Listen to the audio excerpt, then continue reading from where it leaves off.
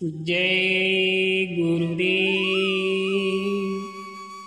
परम संत बाबा जय गुरुदेव जी महाराज ने कहा कि आप जो लोग बुरे कर्म करते हो तो आपको मालूम होना चाहिए कि बुरे कर्मों की सजा किस नरक में कितने दिन तक दी जाती है। बाबा जी ने कहा महापापी नामक नरक।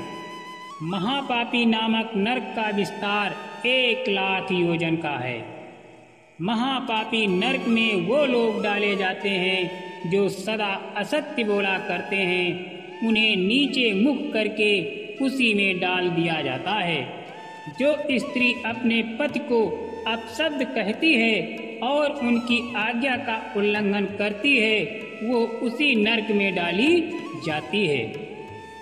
महाज्वाला नामक नरक। महाज्वाल नामक नरक महाआग की लपटों से प्रकाशित एवं भयंकर होता है।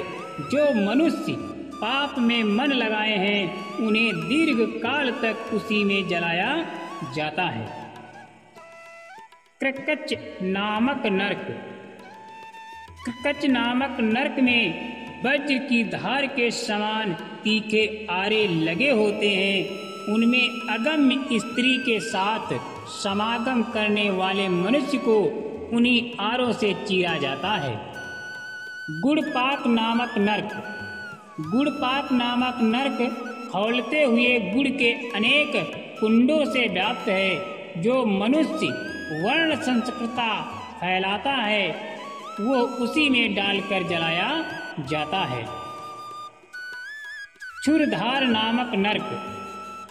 क्षुरधार नरक तीखे उस्त्रों से भरा रहता है। जो ब्रह्मदर्शी ब्राह्मण की भूमि हड़प लेते हैं वे लोग एक कल्प तक उसी में डालकर काटे जाते हैं। अम्बरीय नामक नरक। अम्बरीय नामक नरक में वो मनुष्य निवास करता है जो घूस लेता हो, सोने की चोरी करता हो और परनारियों को खराब करता हो। ऐसा मनुष्य अम्बरीय नरक में करोड़ों वर्षों तक प्रज्वलित अग्नि में जलता है और उसी में दग्ध होता रहता है। वज्र कुठार नामक नरक। वज्र कुठार नामक नरक वज्रों से संपूर्ण व्याप्त है। जो दूसरों की निंदा करते हैं अथवा अकारण किसी की जड़ काटते हैं इसी में डालकर काटे जाते हैं। परिताप नामक नरक। परिताप नामक नरक भी प्रयाग्नि से परिपूर्ण है। विष देने तथा गोली से मारने वाला पापी मनुष्य उसी में यातना भोगता है। कालशूल नामक नरक। कालशूल नरक वज्रमय शूल से निर्मित है। जो लोग दूसरों की खेती नष्ट करते हैं वे उसी कालशूल नरक में घुमाए जाते हैं। इस नरक में उनका अंग छिन्न भिन्न हो जाता है। कश्मल नामक नरक। कश्मल नरक मुख और नाक के मल से भरा होता है। मांस की रुचि रखने वाला मनुष्य उसी में एक कल्प तक रखा जाता है। उग्रगंध नामक नरक।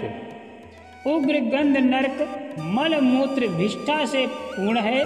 जो माता पिता गुरुजन अतिथि और अपने कुल के धर्म के सहित सेवा नहीं करते उसी नरक में डाले जाते हैं।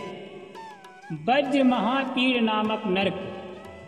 वज्र महापीड़ नरक वज्र से संपूर्ण है। जो दूसरे के धन धान्य व स्वर्ण की चोरी करते हैं यमदूत उन चोरों को छुरों से क्षण क्षण पर काटते रहते हैं। जो मूर्ख किसी प्राणी की हत्या करके गीद सियार और कौवे की भांति खाते हैं और जायके लेते हैं उन्हें एक कल्प तक अपने शरीर का मांस वज्र महापीड़ नरक में पहुंचकर खिलाना पड़ता है।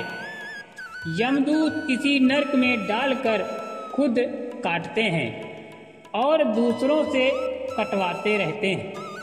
असहनीय नरक है जो अनायास किसी प्राणी को दुख पहुंचाते हैं अथवा नाना भांति की चोरी करते हैं, ऐसे अकातीय जीवों को यमदूत पत्तों में रखकर जलाते हैं। जो मनुष्य अपने धन और पराई स्त्री को खराब करते हैं, यमदूत उनकी छाती में गर्म सूल गाड़ देते हैं और उनकी आँखों में गर्म सलाई डालकर फोड़ देते हैं। उनकी बहुत बड़ी दुर्दशा करते हैं जो वर्णन में नहीं आ सकता, लिखने में लिखा नहीं जा सकता। जिन लोगों ने समाज की रीतियों को नष्ट कर दिया, जिन प्राणियों ने समाज की मर्यादा को नहीं अपनाया, जो प्राणी धर्मच्युत हुए और इच्छाचारी बन गए, उनसे यम महाराज पूछते हैं कि ऐसा तुमने क्यों किया? क्या तुम्हें संतों, महात्माओं अथवा बुद्धिमानों ने नहीं समझाया था, या तुम्हारे समझाने के लिए धर्म ग्रंथ नहीं थे? माता पिता गुरुजनों की आज्ञा का उल्लंघन क्यों हुआ? जब जीव जवाब नहीं दे पाता तो उस वक्त यम महाराज हुक्म देते हैं अपने दूतों से कि इसको अपने लोक में ले जाओ।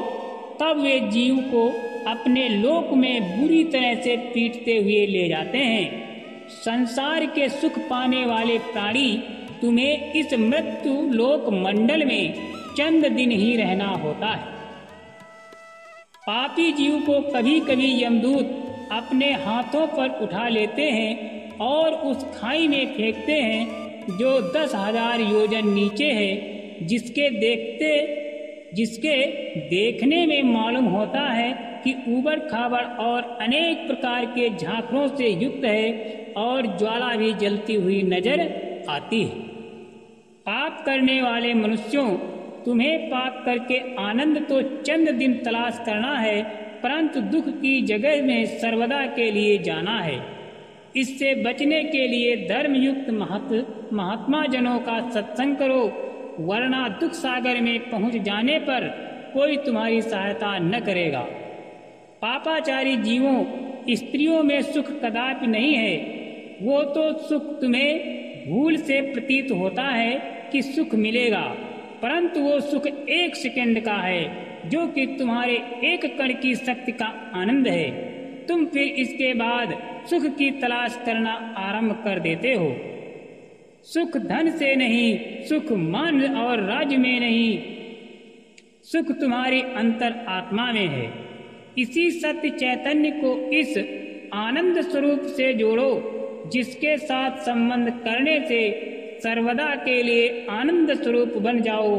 अंतर की अवस्था महात्मा सब अपनी आंखों से देखा करते हैं, और महात्माओं को दुख है कि संसार अंधकार में दौड़ रहा है, जिसका फल दुख के अतिरिक्त सुख कभी न होगा।